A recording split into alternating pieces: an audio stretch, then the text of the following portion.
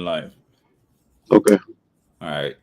Hello, villagers. Apologies for the previous cutoff. Good evening. Good evening. How we're doing? How you doing, John? Just I am blessed. I am blessed. Villagers, we apologize for the technical difficulties. We're trying to get things right because we really want to make sure that we provide you the information that you need. And we want to just be dialoguing with you, see what's going on in our community. All right. And, blame it all on fucking blame it on Roger. Roger screwed it up. All right. oh man. But I mean, school started today for the students them, and I mean, even today was a pretty good day so far. But tomorrow dive in some more, and then really, we hit the ground running. So we got to start, man. Man, it's a blessing, man. Just get back first day of school. You know what I'm saying? So it's a blessing, man. It's a blessing. It's truly a blessing. I also It been is. also been even looking at some of just what's going on in the political arena. Oh Uh, yeah, people Andrew Cuomo trying to say Trump trying to give Eric a job. That's all. That's all that. This is Andrew Cuomo's specialty. This is what he does, man. yeah. This is what Andrew Cuomo does, man. So yeah, he accusing, or rather asserting that that Trump is trying to give Adams a job. Exactly. Give Adams a job, Sleeper a job. He just puts that in the atmosphere. So people like that, they gravitate to it, they hear it, and that's the chatter, starts to chatter. You know Yeah. what I'm saying? Then you start questioning Adams' commitment. And you know why this is happening? Ladies and gentlemen and villagers, this is happening because public safety is becoming an issue. And they know Adams that's the number one issue that Adams has been dealing with. The public safety issue. The bail laws, Cuomo. Madami, do not fund the police. All of a sudden, Madami wants to change this whole atmosphere. But, villagers, there was an article in the New York Post today or yesterday in which it gave the lineup of Madami's inner circle. Not one African American, not one Hispanic American, not one Caribbean American was a part of his inner circle. Mm. What does that tell you? Just think about it, man. Just think about everybody's on the Mandami trip. He's new, he's a new shiny toy. But you see the people that he consults with who makes a decision. This is the gentrification taking all over. Everybody's concerned about gentrification. Mandami is the epitome of gentrification. Um. So I just a couple questions for me. I guess what are you seeing specifically with Mandani that make you say he's epitome of gentrification? Because I look at it, the people he surrounds himself with.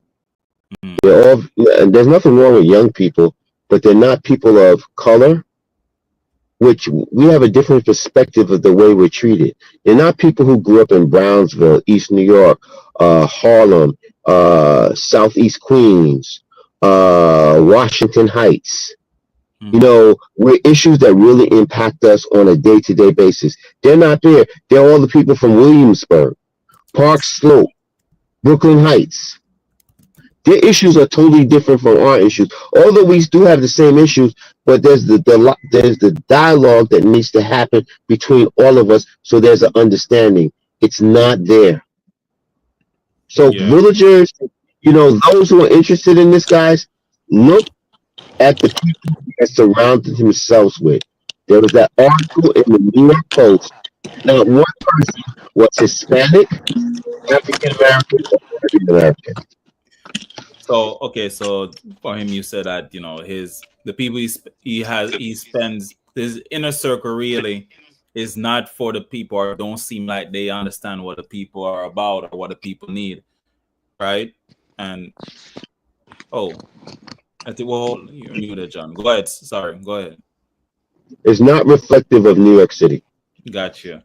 A quick question in regard to Adams too. I noticed in the polls he's pretty low and all. Do you think he even has a chance of even coming back, like to be Let on? me tell you something. Everybody's paying attention to what's going on after Labor Day. Say that again. Everybody's going to start paying attention to what's going on. You're gonna As start you, paying attention.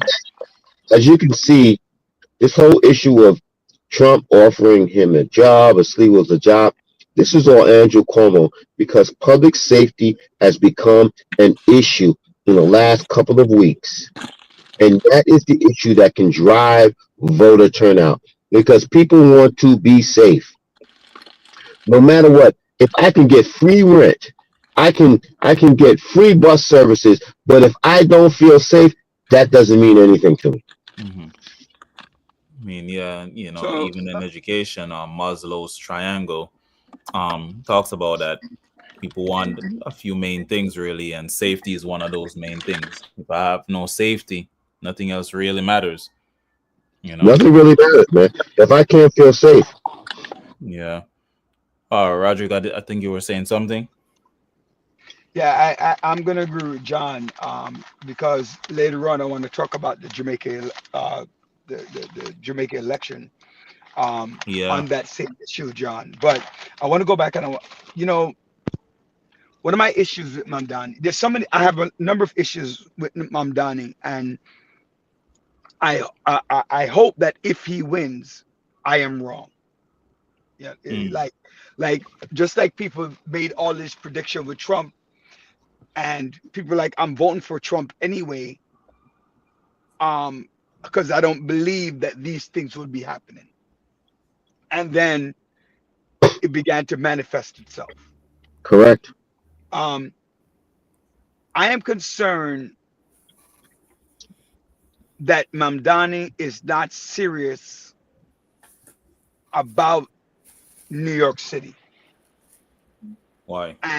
and that he's looking, and his ideas and his ideologies are strongly affecting the ways of life for the average New Yorker, the average earning New Yorker, the average income New Yorker. Um, and he's going to put New York in a strong deficit with his policies. And we're going to have, and you remember back in the mid late 90s, John, when you around the time when you just got elected, how depleted funds New York City was, Correct? and that there were there was an inability for raises for workers, for teachers. You were taking 0% Correct. on raises. I don't remember. A lot of New Yorkers don't remember that, and the struggles that Giuliani did that caused these issues. Right. And I'm strongly afraid that we're going to revisit that if New Yorkers were to elect Mamdani. And the other thing that I want to bring up is that Eric has done a very good job of managing New York, that I think people are now like, if things are not bad, people lose sight of why it got to the way where it's not bad. And so now they start looking at other issues that now might result, the result might be that it revert back to what it was, if that makes sense. And that's what New York City is looking at. And that's why you need to keep Eric Adams in office, let him continue doing what he's doing, lower crime, create more affordable housing. 3,000 units are going up, um, putting New York first. So So with Roderick, so you said just now keep Eric in, but the polls are showing that he's super behind. Is Does he have a chance to come back up? And I will ask John the same question on is there a historical, I guess, connection where a runner in mayoral election has come back from behind? Byron Brown in Buffalo. Byron Brown lost the Democratic primary to a socialist. Mm-hmm. Byron Brown won the general election, and he won it by writing in. Mm. People start realizing what has happened. The best example of what's transpiring now is look what's going on in Chicago. So yeah. Look what's going on in Chicago. Look at the number of homicides that is the crime, the shootings that has happened. 54, brother. 54 during the Labor Day weekend. 54. You have the great gangs that are prevalent. You talk about the President of the United States throwing in the National Guard. The problem is if you move past all the noise, this is what people want. You know what? They want to run rampant. They want to run free. They don't want the police protection. You know what? So don't take the police protection. Do not call the police when you're in trouble. Don't call them. Historically, Andre, New Yorkers vote Democrat or Republican. Yeah.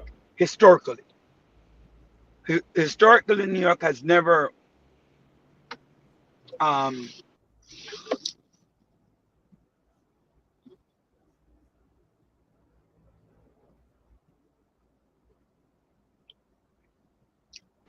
candidate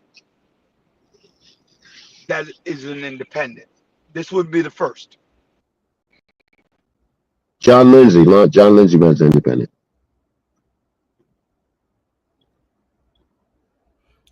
All right. So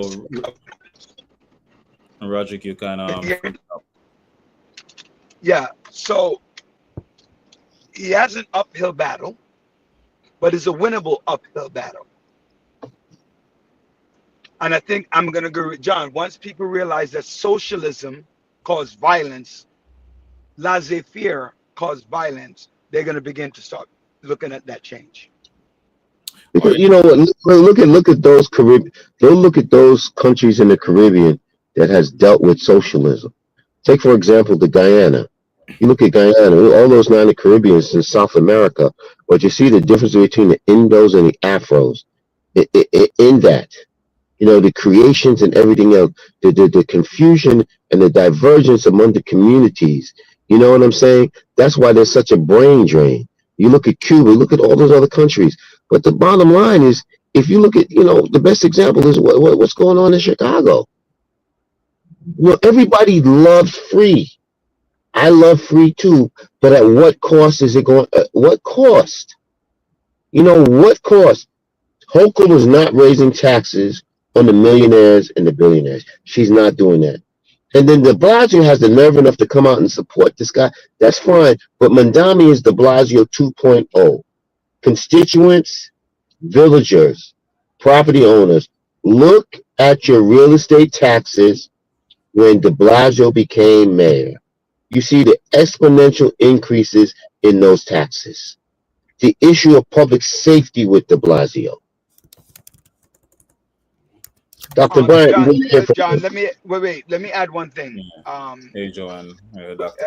Dr. Bryant. Let me add this thing. Dr. Bryant, you can talk as much as you want. Everybody keep talking about taxing the billionaire and the big businesses. Has it happened? No. So his ideology, his political ideology about taxing the rich and the rich pays this and the billionaires pays that, it hasn't happened, New Yorkers. So where is he going to get the money from to support his policies if the idea of taxing the rich has not happened across America? Where is it coming from? That's all I got. I mean, that's something that people have to start thinking about. That's a good point, because I mean, every political battle election, I always hear tax the rich, and then now the people on the low end still get the most taxes. The rich find some loophole. So that's always a continuous thing. My thing, even with just a lot of what goes on in history, is the repetition of things that never worked 20 years ago or never worked 10 years ago. and people will support it. This reminds me of my reading I had done, which highlights historical amnesia. After some time, people forgot what had happened, and they end up do some of the things that um, lead to inequalities or inequities, right? Whether they support certain political leaders and don't realize that, some time back history had something similar. Um, so it's really about the quote: if you history repeats itself, you fail to learn from it. Hey, Dr. Brian, what's your thoughts?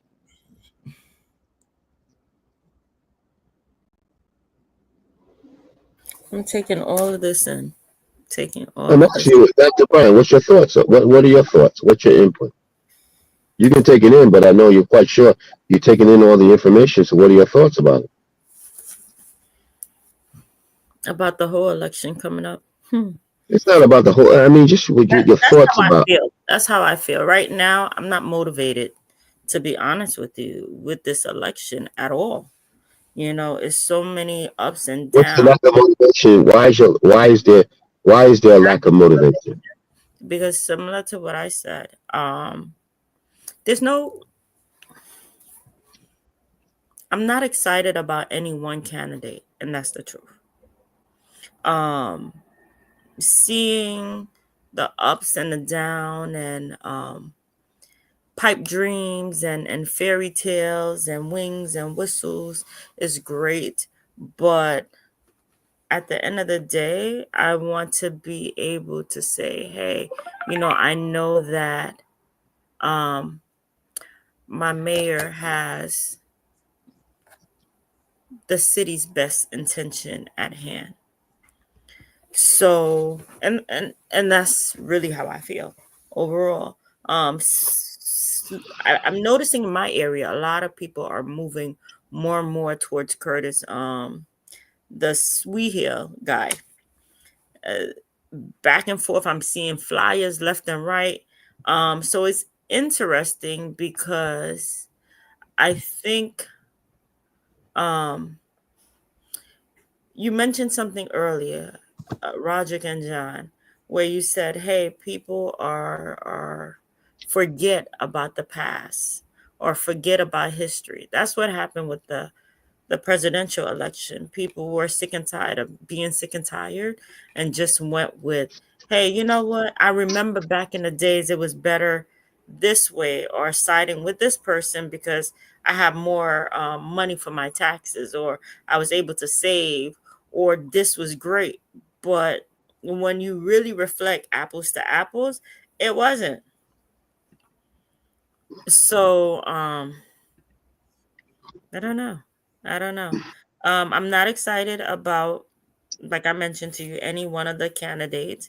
I'm surprised because the thing is, when you ask different people about their educational platform, they're not able to produce anything or say anything about it. And when they mention 3K and pre-K, that gets me very upset because there's more to pre-K and 3K. So I want to hear, what can you offer to, besides the pre-K and free kindergarten or pre-K, but what are you doing, or what is your goal for helping the teenagers? We talk about crime, we talk about making sure that places are safe or whatever. And what are we doing? What is the plan of action for the ones who are busy, the ones who have nothing to do? What is the summer plan? What is the winter plan? The pause. What's going to get away? Because as I'm listening to also Cuomo, it's repeating the same old of what we already have. So what would make it different? In the beginning, I think a lot of people were excited. Hey, he's back or whatever. But then, okay, now when we move away all the fluff, what makes you stand out? What are you bringing us different? What, hiring 5,000 new police officers? We already have that. Is it now everybody's talking about reducing the housing, making sure that even the Republican Party is talking about, hey, we are going to reduce how people get into housing. Housing is so important or whatever. So I'm like, okay, what else? Everybody's mentioning the same thing, but I don't see where they're going with it. I don't take the bus. But I could care less about the bus. so, don't you think the fact that the current mayor has put into place significant increase in public housing? So you're talking about more than 3,000 units, So when right? you're talking about increase, Well, you're hold talking on. about buildings, No, right? wait. Yes, yes. So my question is, he's not just Eric Adams to me, right? Hmm. Is not just talking the talk. He has shown his efficacy in getting it done. So I'll say this. A lot of people talk about, housing or whatever, and we had a conversation. We as a team had a conversation. We had this on the show already. When you talk about housing, please don't just put it in a box that's just talking about an apartment. It's housing, housing, housing. If you're talking about um housing, let's talk about homes. How can people get into homes besides the apartment style living? What else? Because I'm sick and tired of seeing buildings that should not be in areas that I'm upset about. Areas that actually has a certain landmark and everything, they're destroying that to put skyscrapers, and it throws the whole Brooklyn off. It throws the city off. So, So Dr. Brian, so we're going to build housing in those areas. Are we going to build individual homes for individual areas that less people occupy? Is that what we're saying? no, I'm saying don't take a one family house and decides, a one family block and decide to put 4 or 5 building right next to it. It throws everything off. It But then does. how many? But then if I'm building 4 or 5 homes, how many people are in 4 or 5 homes as opposed to building 4 or 5 buildings? How many more people are we housing in comparison to how many homeowners are we having? I mean, this is a good question, right? I mean, I think there has to be a balance, right? There has to be a And there's balance, no balance right No, now. right? But no, hold on. I would not say that there is no balance because there have been a lot of individual homeowners being built in East New York. A lot of individual homes, duplexes, 1 and 2 families, 3 families that have been building in East New York and other areas through New York City. So I wouldn't say, we see the buildings because the buildings are more prevalent, but there have a lot of been individual homeowners that have been created in New York City. I mean, I've seen 3 family homes, especially in the area in which I represent. I mean, there are a couple of comments online, by the way, we should, because I mean, I'm looking at them, Look, so we should, I could read them. bring them up. Bring them to the table. Yes. I could read them. So, Barry Stoke earlier said, "We don't want free buses. We want guns off the streets." Um, and then we have Benev had mentioned keeping Eric Adams isn't helping New York. Barry Stokes added that there's 3.9 million registered voters who did not vote in the primary, and he said, but he didn't raise the taxes on his Park Slope home. And we were referring to De Blasio when we were talking earlier. So he corrected that point. The polls are bogus.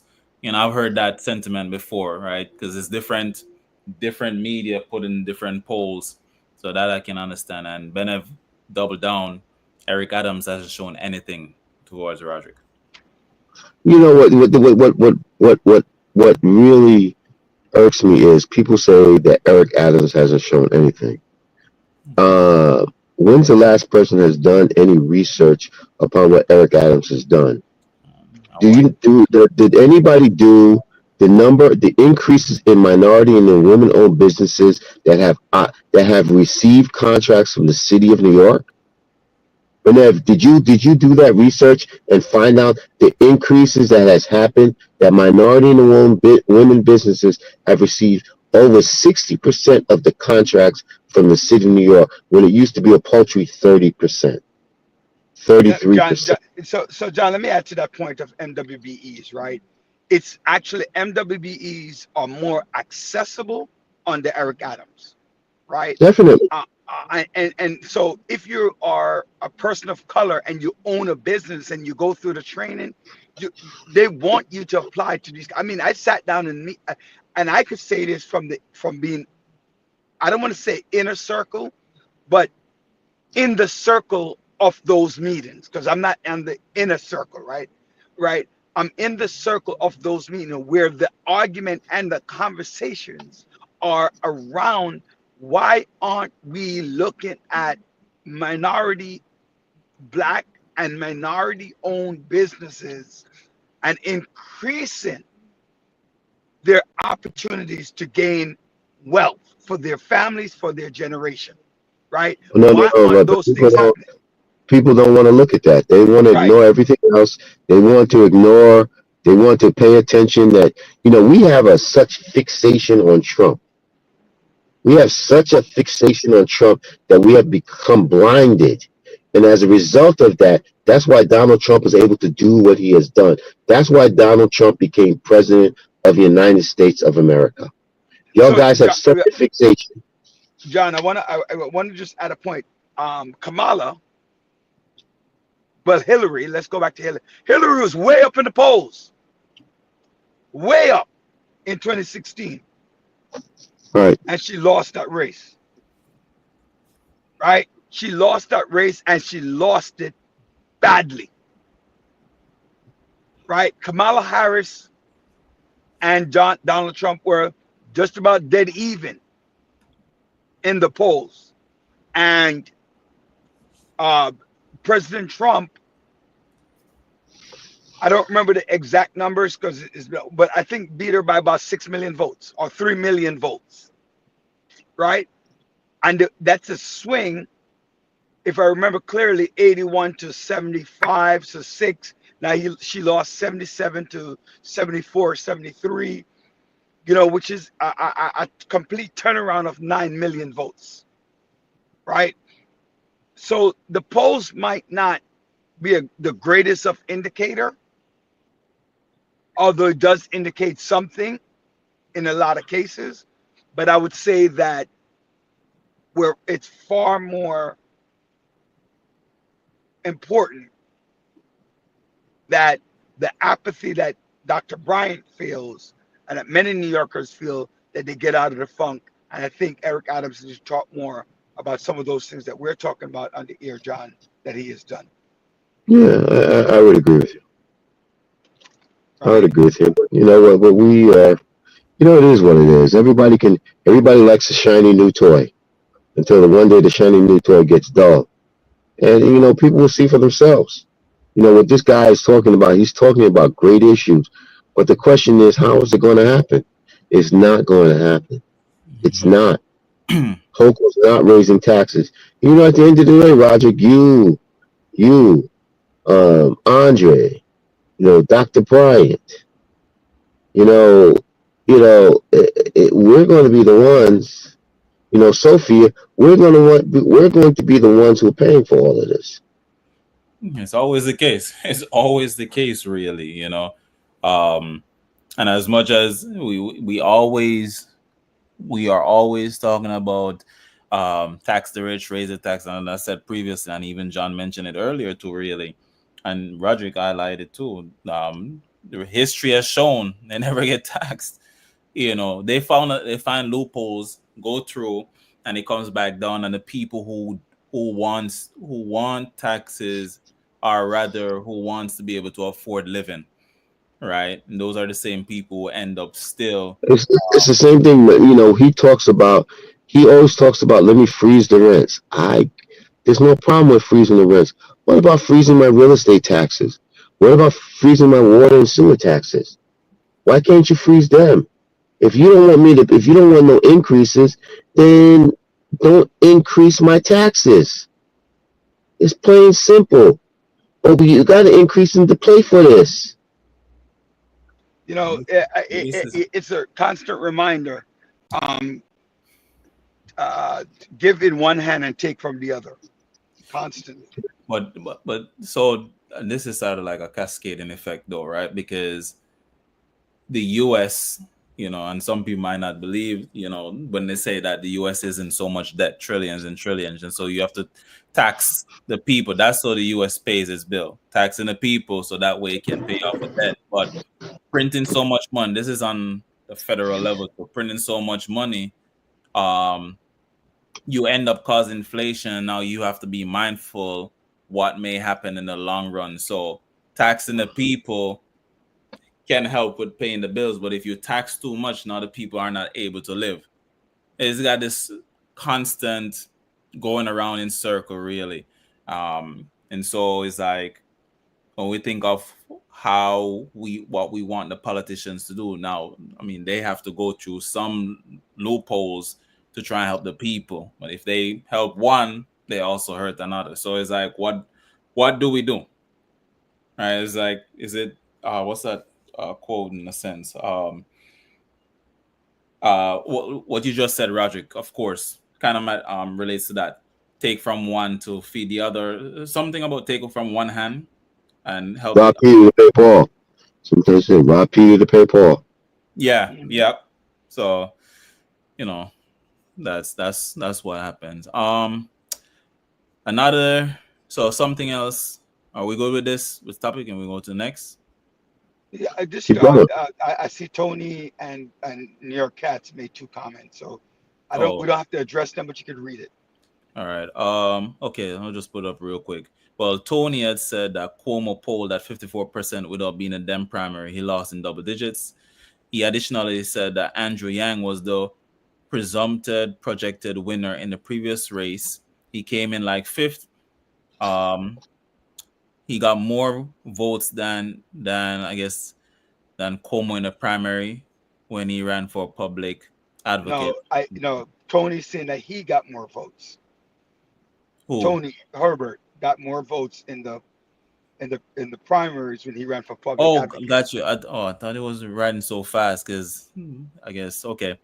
And then NICAT says all government parties are sold out from when JFK got killed. This country's republic with capitalism foundation by the people for rich people. Interesting point.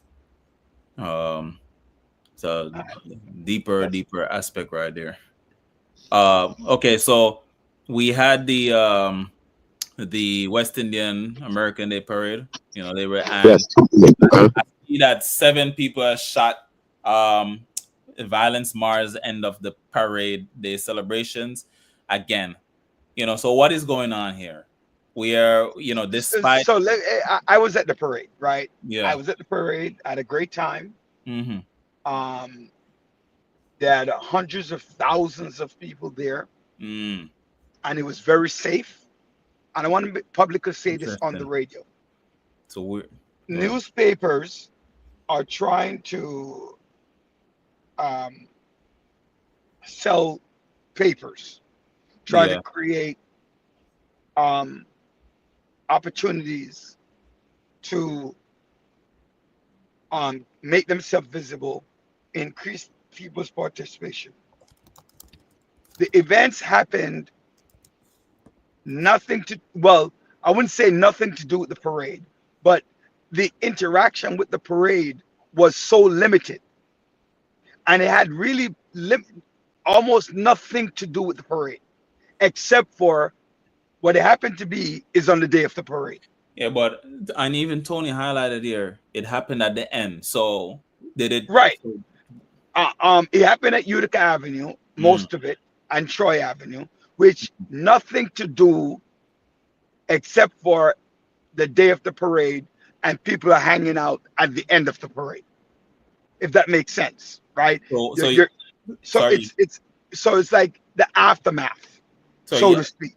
So I guess what I'm hearing from you then is like, it's like the parade happened here, and then this is just like the separate thing that happened like later on in the day, and the newspaper tried to connect it to the parade. Exactly.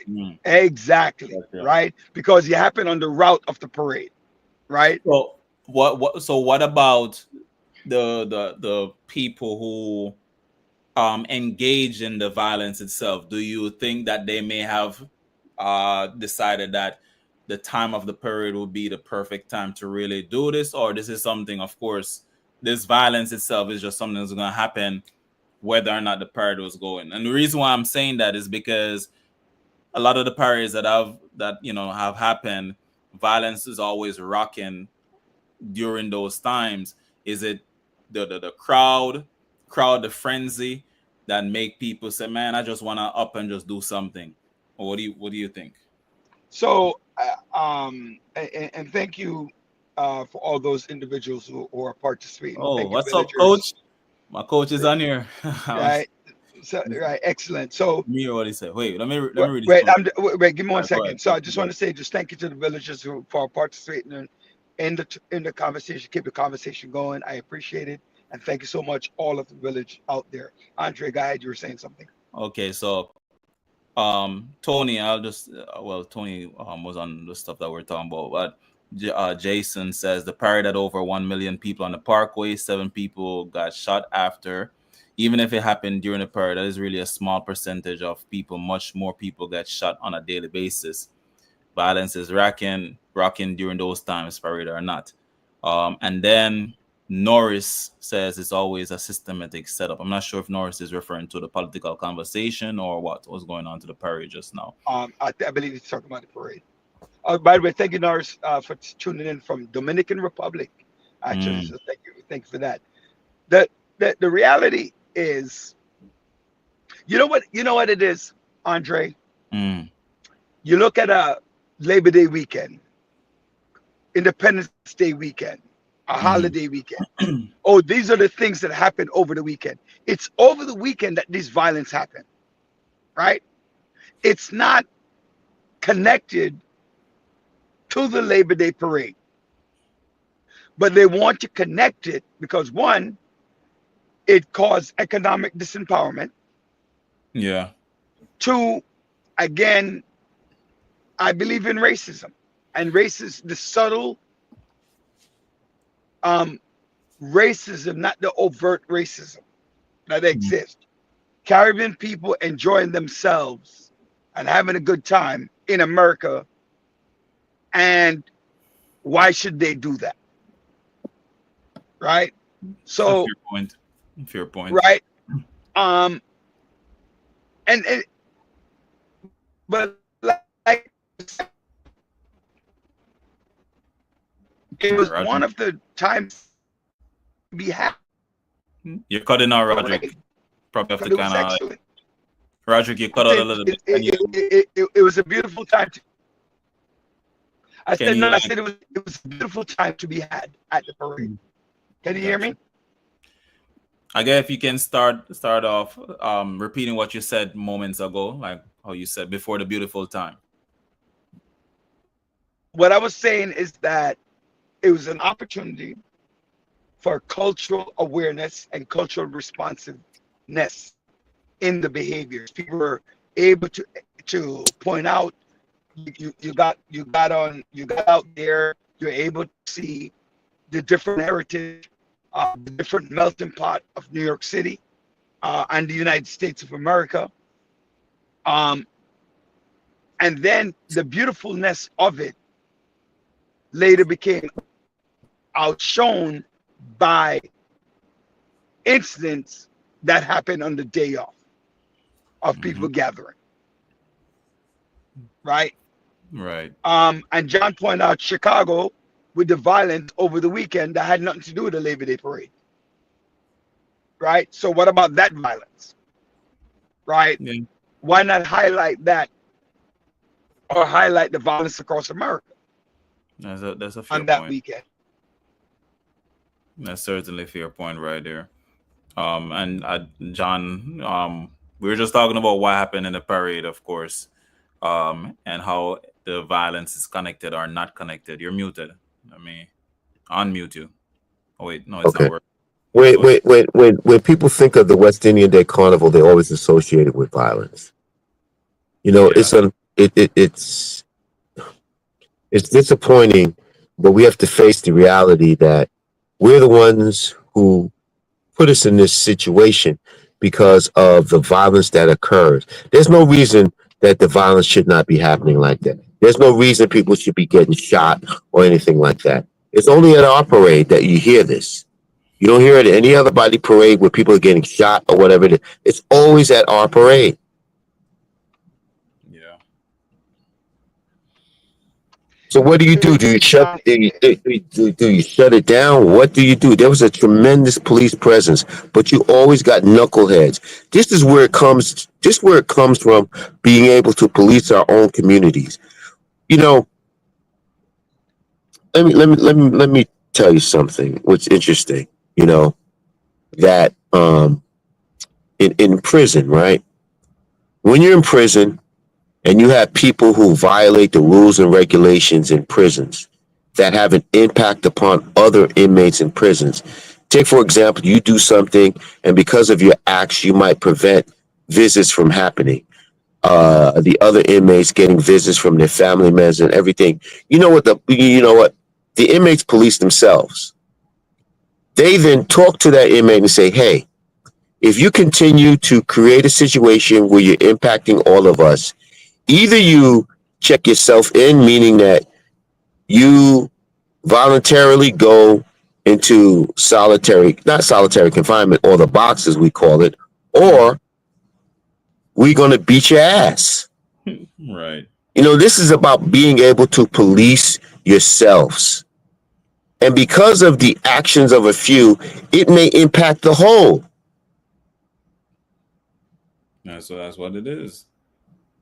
And I think a lot of people don't realize how I guess in a sense of valuable it is. I mean, even when I look at even as a teacher and just even as a school too, you might have a student who is messing up, or a class who might be messing up, and might have silent lunch, right? And the other kids then will complain about it. That's not fair and all that, but it's also really showing that as a village, you have to also talk to your peers, right? You want to be a lead, you have to figure out a way how to really encourage them and remind them that this is not cool. You know, each one teach one. It's a community effort. So, you know, and that's the important thing right there. We all have to learn how to really police the community, police our own communities. So, and speaking of, I know we had wanted to add anything more to that, or want to touch the last, well, another topic with the time that we have. Another topic. All right. So right now, of course, the one thing that we should have started with probably, but first day of school was today, of course, and one of the things that all right, I'll just read it.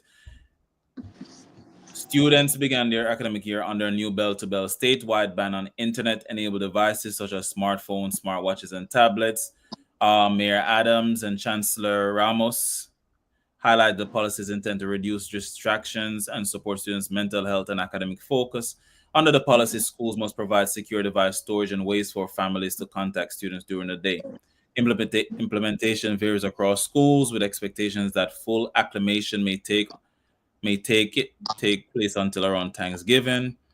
The rollout has drawn mixed reactions. Students appreciate fewer distractions, while some parents and students voice frustration. What do you think? And just before you respond, even at my school, we have the pouches where students have to put their phones in, and you can't really be on your phone. If you want a laptop, you can get a laptop to do your assignment, but the phone is put away. What are your thoughts on that? John, you want to go first, or you want me to go? Okay, Roger, go ahead. So, it again, it comes down to the concept of the good paying for the bad, right? Because there are a significant number of students who obey the rules, right? The phones are in their bag. They use it during recess. They use it for what the phone is supposed to be used for. However, the amount of distraction from those negative people and the impact on education, the bullying, the when you coming after school, the lack of attention. People say that it is believed, and the studies show that no one can multitask. No matter how many times people say you're supposed to walk and chew a gun. The reality of the situation is that when you multitask, when you scroll Facebook and Instagram and post, and you're on the phone and you're texting, your grade point average in school drops 10 to 15% of what you could have earned. So in essence, a phone ban in its purest form should, one, increase safety in schools, two, decrease distractions in the classroom, right? And three, promote more positive social. All right. I don't know what's going on, Roderick. All right, John. What are your thoughts? Roderick disconnected. The thoughts about what? What's that again? Regarding the cell phones being taken. So I'll elaborate a bit. Is that I mean, the cell phones belong in the classrooms. You know, it's. I have mixed feelings regarding that, because you do need cell phones for your kids to get in contact with them immediately. But I think sometimes these cell phones should be locked into the locker, and only time you get access to it if you have a free period or whatever it is, to avoid all the distractions and the social medias. This is a very much a balancing act that you have to deal with. But I think preventing them from just engaging into any unscrupulous activities or behaviors, that's something that the voters would support. To clean up that area. Yeah. John, I want to give unpopular misconception. If there's any major issues in a school, the school notifies the families immediately. Mm-hmm. Two, no matter how much panicking is going on, a parent cannot enter a school if the kids are calling without going through safety. Third, many students, how many times as AP of safety, I had to stop food delivery in the building? A lot of times. Students are leaving their classroom, they're ordering food, and then they're leaving the instruction, right? So you leave an instruction to go to the to order food, go into the bathroom to order food, wait for them to call you back, and then create some excuse. And then you go to the safety to pick up food. So now that child has missed minutes of education. You know how many times I've seen bullying at school? And they call up friends. And again, it's not the majority, but it is the reality, if that makes sense. Right? Mm-hmm. And when Bloomberg banned schools, education, kids, there were less opportunity for Facebook bullying, outside bullying, and their stuff. Once de Blasio came back and it was a free-for-all, there were some major issues. So that's the point to that. Well, there's history right there. All right. We know history. We are able to rectify any wrongs in there.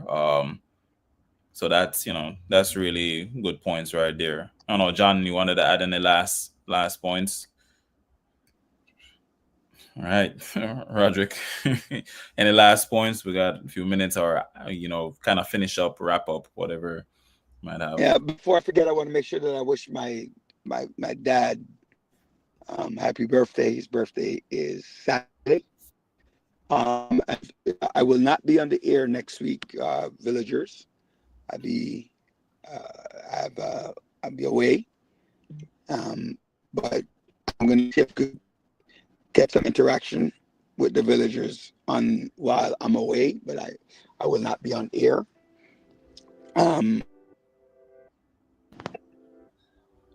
Yeah, that's it. So happy birthday. I feel like a happy birthday, KG and Nangles and Stephanie and Val and all of the people who celebrated birthday this week. Sir Shine, All of the camera. Margaret, right? Margaret, everybody just really, and happy belated anniversary to my parents. All right, happy anniversary, aunt and uncle. Thank you for tuning in, villagers, and for those who really engage. Appreciate y'all. So I also want to apologize for the issues with the connection today, but thank you for staying tuned. Hopefully next week we'll be ready to go, man. Looking forward to our villagers, to just get back on track. It's September. We just want to make sure we bring to you, and you also bring to us the level of importance that is needed for our communities to be really astute of what's going on. And again, thank you for our villagers and most important, please hit the subscribe button. Thank you to villagers again today. Every week you make us think hard. Thank you all of the guests. And the village questions I'm going to talk about Benev Brutus. So thank you so much. You are a strong weekly person. Thank you, Wenda, for joining us from Barbados, Nars from Dominican Republic, and all of the different countries. We never got a chance to talk about the election in Jamaica. So do we have a couple of minutes, Andre? I don't know. We got 2 minutes if you want to go through some things about it real quick. One of the things, so this year I feel very strongly to support Andrew Holness. So I'm glad he won because I feel that Jamaica is going in the right way. But there's, some people felt some changes. And I think, John, it goes back to what we were saying about Eric Adams, right? People feel safer now in Jamaica. The economy's flowing a little bit better. Roads have been built. So it's kind of like the things that made you got elected that you really worked on to fix is also at your detriment. And John touched on let's violence erupt again, and all of a sudden you want a strong mayor to do that, right? Now you're not, because safety first. And now people feel my belly's full, let me worry about other things. And I think Andrew has done, Prime Minister Holness has done a very good job in bringing Jamaica back. And I'm happy. I am not a Labourite nor PNP. I am Jamaican. But I vote on policies and I vote on issues, right? And I don't just blindly support the PNP or blindly support the JLP. I'm green this election, and I'm glad to have been green. I feel much. Think about it. Jamaica expects to have less than 1,000 deaths for the first time in more than 25 years. You can actually walk the street. So I'm glad and I'm proud of that. So that's my compliment. So thank you. And I hope that he, this time around is, he's even more successful. Got you. All right. Oh. Didn't you hear what you... Before I was going to close off. So go ahead. I was going to say, always greatness towards Jamaica. That's homeland. GT Banners. You already know. Right. So ladies and gentlemen, thank you. Ladies and gentlemen, thank you very much for joining us, for sharing, participating, subscribing, and forwarding the Village Radio Talk Show. We're in your home on Thursdays. Send it to a friend, send the link to a friend, share with a friend. We're looking to grow, we're looking to expand. Send the ideas in. The email address is there, villageshow30@gmail.com. and just let us know what you're going to talk about. Looking forward Amen. to seeing you. Thank you, and have a great weekend, and enjoy your weekend. Peace.